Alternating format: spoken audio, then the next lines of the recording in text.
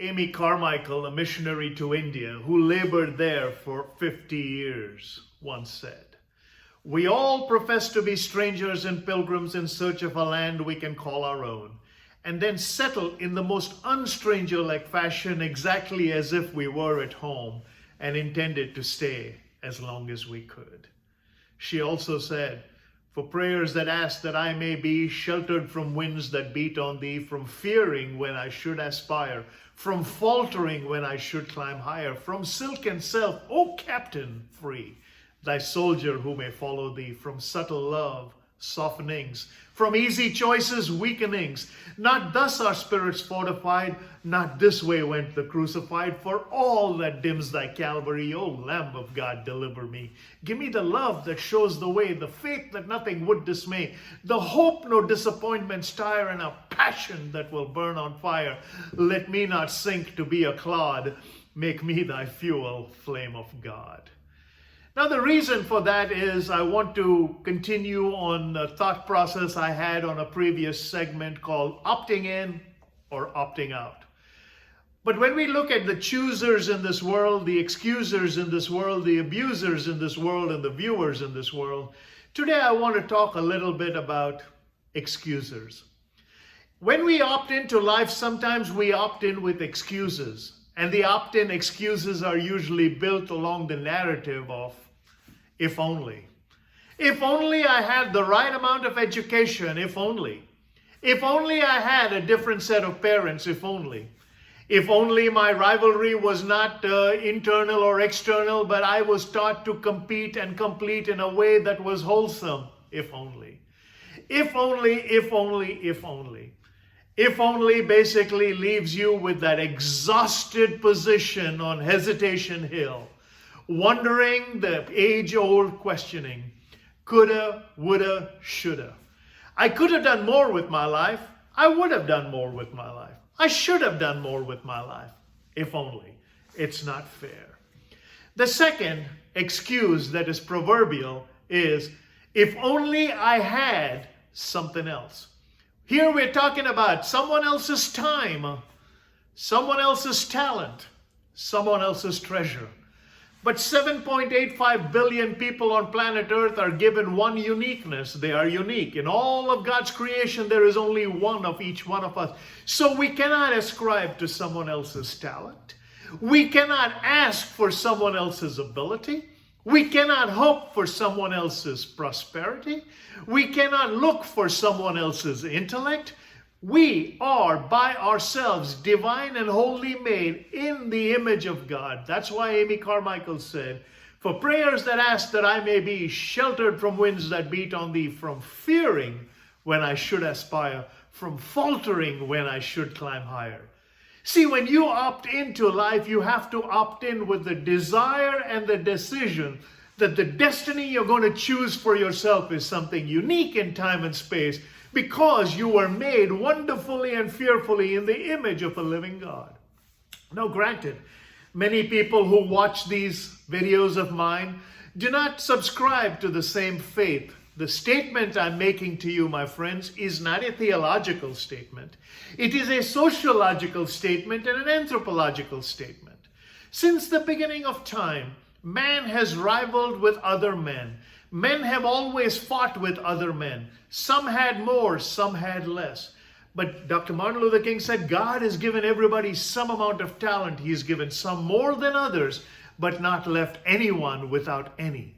When you look at the talent you've been given, ask yourself, why is the talent that was given to you by a created God, by a creator God, for a created man, somehow falling short when you're trying to opt into life? And I think it has to deal with excuses. I've written a bunch of books, or at least in my lifetime, for someone like me to have written 5 is considered a bunch, and I'm working on the 6th one. But in these bunch of books I've written, one thing I figured out is the easiest thing to write. Anytime I want to write about man's ability to make an excuse to opt out, it's like that list is a mile long and an inch thick. I don't have to draw on a reservoir of some kind of deep intellect to find the excuses in my life. It's almost as if they are ready for instant recall. In fact, if I posed you a question and you paused this video right now and asked yourself the question, what is the good you have in you that are great abilities that can allow you to make a monumental difference? Many of us would struggle to find those things that truly define us. But if I were to ask you, what are the things that came in your way as obstacles that debilitated your ability to have progress, our list would populate so quickly it will make our heads spin. That's because we look at our yesterdays, and Mr. Ziegler always said, you can let your past beat you, or you can let it choose. You can let your past beat you, or you can let it teach you. Not choose you, teach you. Obviously, we're talking about choices. But what can your past teach you? What can your past teach you in such a profound way that when you opt in, you will stop making those excuses? I vividly remember a story one time that my dad used to tell me. And my dad used to tell me the story of how one time when he was negotiating an event, when he was the CEO of a company, and he was negotiating a labor dispute within the organization that he was heading. And there was a broad strike outside. People were creating what was called a peaceful riot or peaceful protest, whatever the nomenclature is. But they had their tent set out outside, and every time my dad's car came in, they blocked the car for a period of time and chanted a little bit. The gates were open and he walked into the factory. And from his window in that factory, in that air-conditioned office, he could see the workers who were working for him in that sweltering heat, protesting the demands. Now, my dad had a choice. He had to be responsible to the shareholders and the stakeholders who had given him the position of prominence.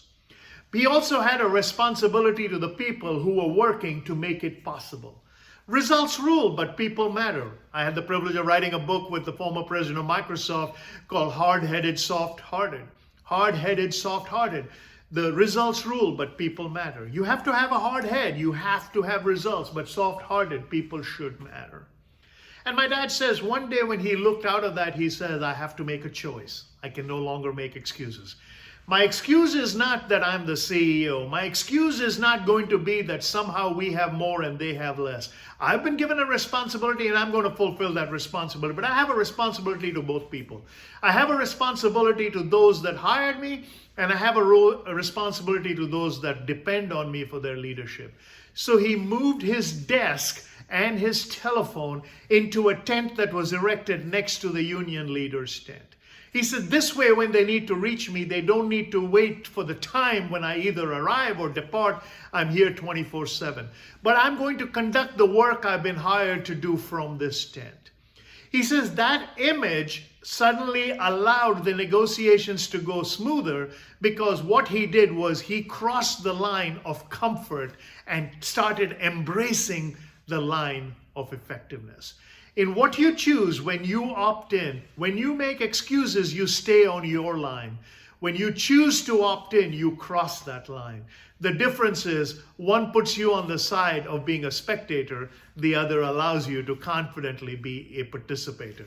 Until next time, opt in. Don't make excuses.